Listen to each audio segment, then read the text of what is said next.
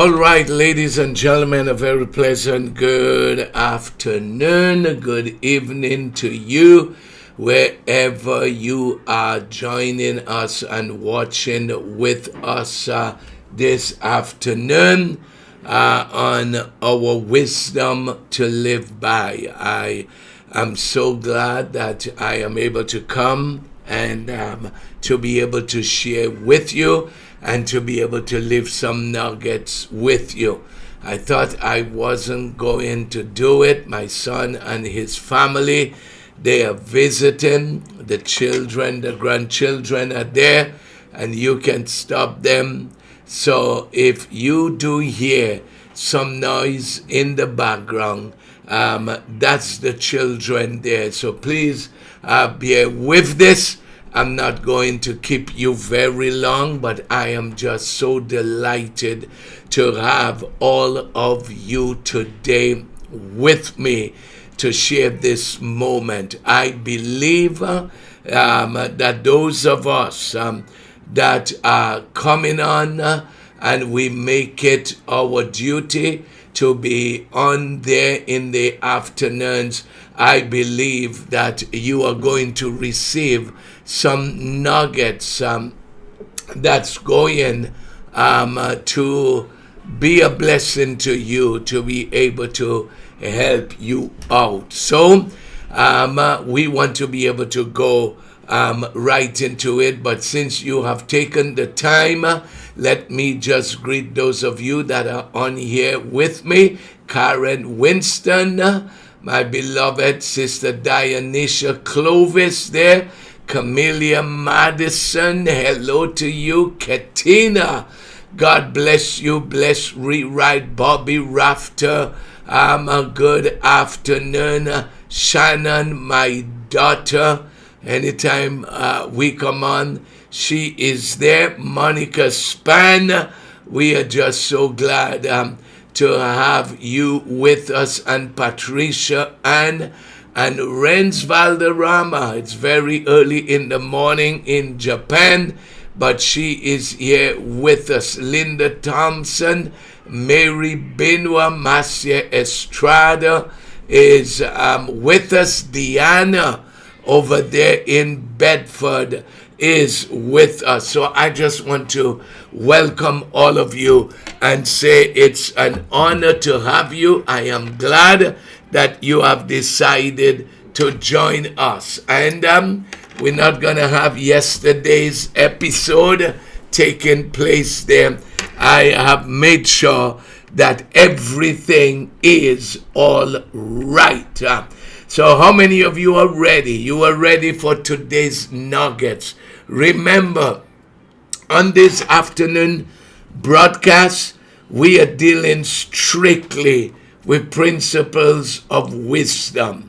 So we are taking anything that has to do with wisdom in relation with wisdom to be able to share with you. Those of you on YouTube, I want to say welcome, welcome. So very good to have you. Thank you for your blessings, Diana. Okay, today's principle is two are better than one. I'm going to say it again. Two are better than one. And it is found in the book of Ecclesiastes, shared with us by the wisest man who ever lived. And I'm not talking about Jesus. He's in a class all by himself. But I'm talking about Solomon. And this is what he says in the book of Ecclesiastes and chapter 4. So I want you to hear that. Thank you, Renz, even for those stars, even though we don't, push it on this short program that we are having in the afternoon there. This is what Solomon says, and I want you to hear it.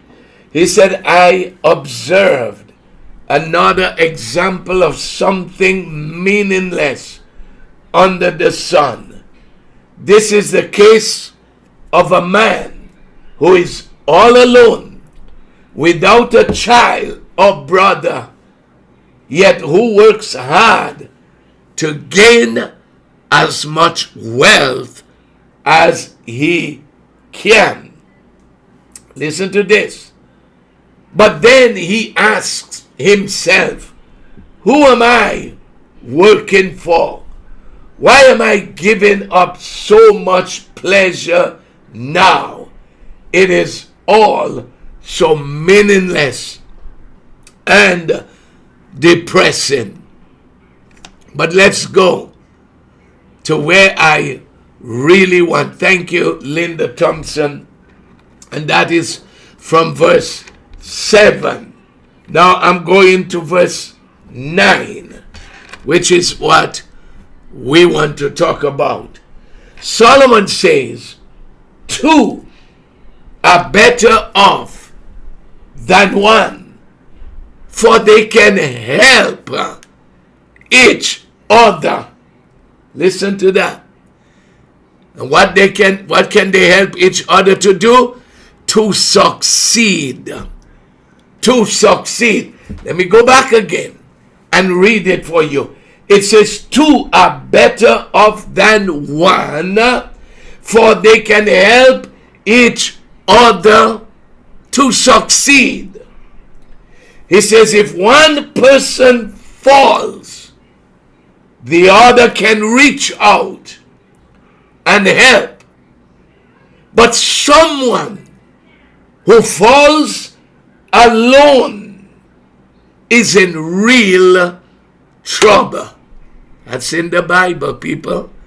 It's in the Bible. So listen to that.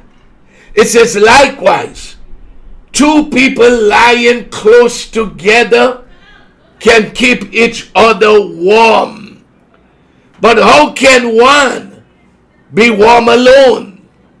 A person standing alone can be attacked and defeated, but two can stand back to conquer.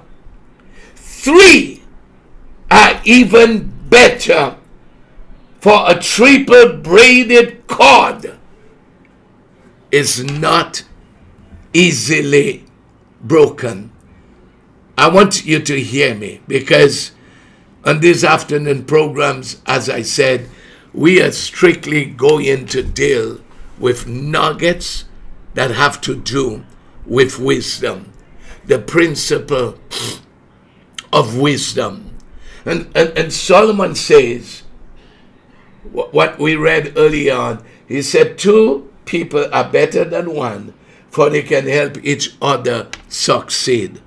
I pity the person in life who thinks that they don't need anybody in their life, that they can make it alone. I want to say to all of you that are listening to this live or watching the replay, you were never meant to do life alone. Everybody needs that kind of a person that Solomon is talking about in their life. Why? Why is it so important? Why is it so necessary to go through life with somebody? I'm not talking now in this context about a spouse or anything like that. I'm talking about having a friend whose interest is vested in your success, who will be there for you to help you succeed. Do you know that there are people in life, and I've heard about it, that they will sacrifice opportunities that were granted to them, pass it on to somebody else that they felt deserved it, that needed that opportunity to be able to make it. We need people like that in our lives. Not people, folks, listen to me, not people that are there to see what they can get from you or to take advantage of you. Gold diggers there. That's not who you need in your life. You need to have someone that can help you to succeed. And let me just say this. By extension, if you have someone like that in your life, it means, ladies and gentlemen, that you also ought to be that for them. None of us, every one of us, we need somebody. We need that kind of a person to help take us to the next level, take us to the next step in our destiny.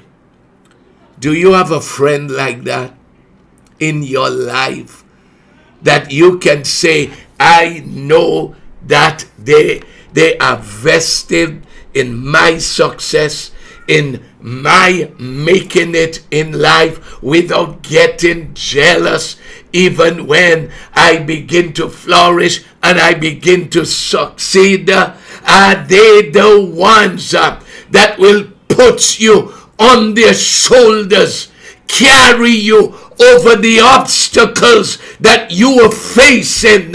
Listen, sometimes even putting themselves in danger, getting their clothes wet to help you cross that river, because you cannot swim. You're afraid of the raging water. But because they want to see you make it, because they don't want to go alone, they want you there, even with them, to be able to succeed. So when Solomon says two people are better than one, for they can help each other to succeed, let me ask you the question. As you look at your own life, can you identify someone that you're investing in? Can you identify someone that you are helping to succeed in life to the best of your ability, the little bit? Let me just say this, folks. We need important people in our lives. What am I talking about important? I'm not talking about people of stature or people in the community. That's all well and good. But you need that kind of a friend Proverbs talks about, that sticks closer than a brother. Only a fool comes to the place where they think they can make it alone. No one survives on their own. No one. You're not going to make it, because you need other people in your life to be able to bring their supply. And let me tell you something. If you also are not investing in other people, I mean, you are just, you are going to, I want to put it a certain way, because you might be carrying all of that wisdom, all, abilities that God has given to you, and you have no one to share it with, no one to invest it with. I pity that person there. So remember, as I'm coming to the end, two, the Bible says, are better than one. I'm married, and I always say I could not be married, because I always wanted to share my life intimately with someone that you turn to in the night. You wake up in the morning with each other to be able to talk. Loneliness can become a disease, people. And you don't have to have a significant other to be able to have someone in your life that looks out for you, that is interested, as I said before, in your success. They want to see you make it there. Listen, this program is not even asking you about, I want you to post this. That's for the morning program. I want you, I appreciate it if you post things, if you comment, and so on. But my purpose is to get you to delve into those wisdom principles. Wisdom will tell you it's dangerous to go through life alone. And some of you have come to the place where you tell yourself, well, I've got to go through life alone because I've been hurt so many times. I've been disappointed so many times. But I'm here to tell you, you still need somebody You need somebody at that level, that same level as it were with you, to be able to help you. Well, as you look at your life, can you pinpoint one person at least that you can say, I know they have my back. I know they want to see me succeed. I know they will watch out for me. Let me give you the last part of the verse before we go. Why it is important to have somebody else in your life. Why two are better than one. And this is what Solomon says. He says two are better than one, because if one person falls, the other can reach out and help him. I heard the story about a man in St. Thomas who was living alone, and he died in the house. They found him days after. When they did the autopsy, they found out he had a heart attack, and that if he had somebody there with him, his life would have been saved. But he was alone. He fell alone with no one to lift him up. The Bible says if one falls, the other can reach out and help. But someone who falls alone is in what? Real trouble. That's what Solomon is saying. So come on, I don't want to be alone. I don't want to go through life alone. I want to have people in my life. But we are just narrowing it down. One person? Do you have that person? Could be a biological brother, sister, a good friend that you have, that you know you could turn to, that they want to see you succeed. And listen to what it says. And if you fall, that they are there to pick you up. They are not going to condemn you. They are not going to tell you, oh, you know better. That's not what they want at that moment. They want you to put out a helping hand. Pull them up. Help to clean them up. Help to brush the dirt off of them. That's why you are in their life, to help them if they fall. And the third thing, number one, they are there for your success. Number two, they are there to pull you up. And number three, well, it have the one there that, two will produce heat and be warm. But I don't want the connotation there. Somebody to use that and say, oh, I'm all alone and I'm cold. The Bible says, two people lying close together can keep each other warm. That's when you are lost and in the cold with nothing in your mind. But you are doing this to be able to keep each other warm. But listen to what it says. But how can one be warm alone? And this is what I want to say there. It says a person standing alone. Listen to this, people. I'm winding this down. A person standing alone can be attacked and defeated, but two can stand back to back and conquer. You don't have to stop at two, because it goes on to say three are even better, for a triple braided cord is not easily broken. So what's your argument? What's your argument? That, I got hurt.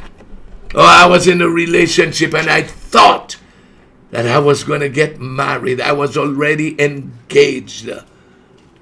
And my heart was broken. So I cannot trust again.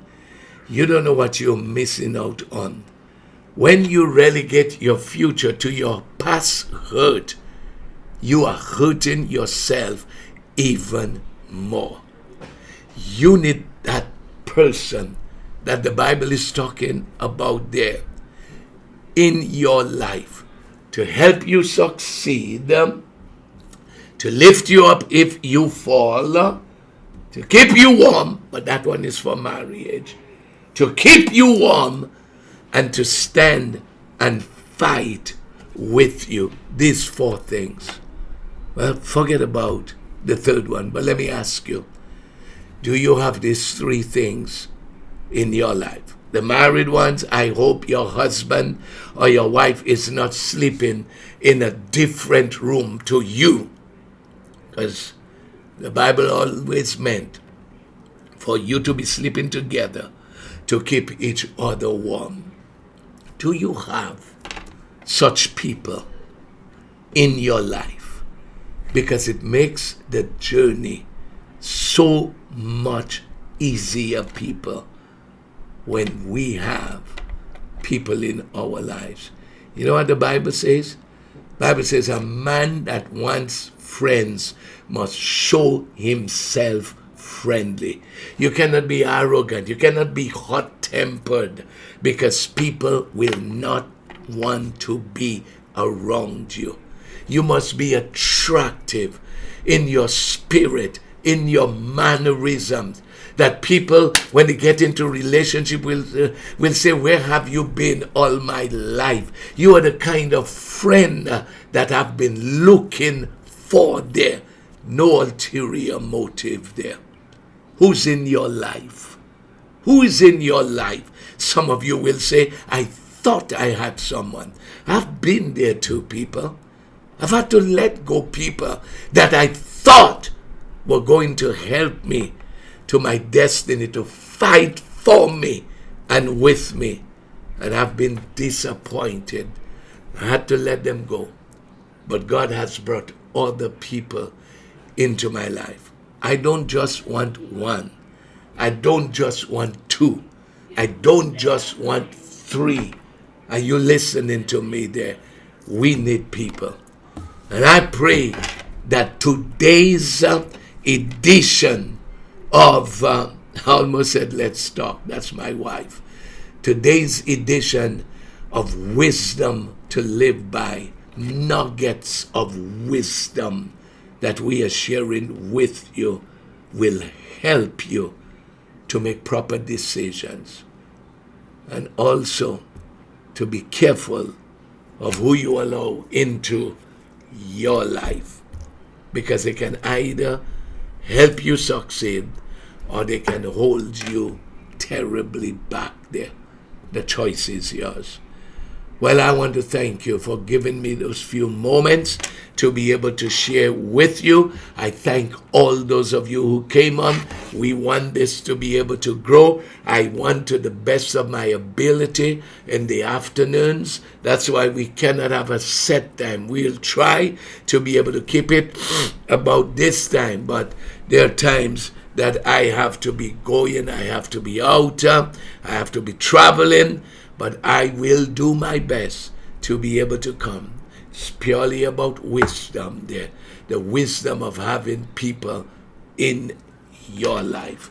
So may God bless you. I speak blessings upon you and your journey to your destiny. May your life be forever enhanced by the people you bring into your life. God bless you so very much, folks. I am looking forward to seeing you possibly tomorrow, the Lord willing, as I come back with another Wisdom to Live By. God bless you. Bye-bye.